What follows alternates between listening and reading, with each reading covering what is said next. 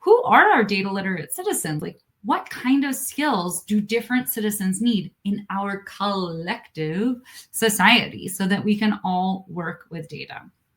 And these first two pieces, I think, are really key. And these are numbered in numerical order, but they are not necessarily like you have to be one to be the other, or that we're all in this trajectory, as I was saying. But let me just pause and just step back a little bit and say, almost all of our students, in fact, I might even venture to make a declarative statement that like every single one of our students graduating from the K-12 system absolutely needs to be a confident data reader. They need the skills to be able to interpret, think about, critically evaluate, rationally understand, logically understand what is being presented to them in the data that's coming through their social media feeds, that's coming through news, that's coming in their electricity bills, that's showing up on election maps, all of the different things. So we all need a baseline understanding of how to read data.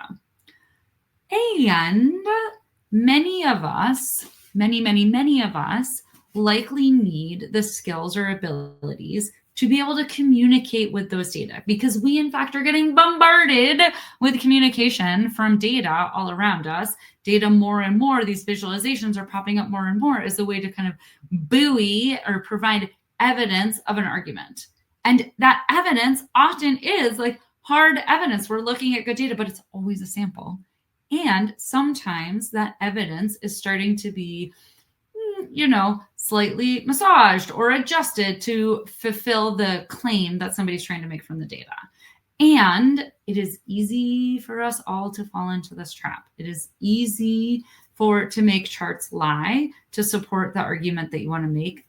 But even more of a critical reason why we need to help our students when they're in this K-12 space understand what goes into communicating with data, understand how to tell various different stories from a data set, and that multiple stories can be told from the same data set.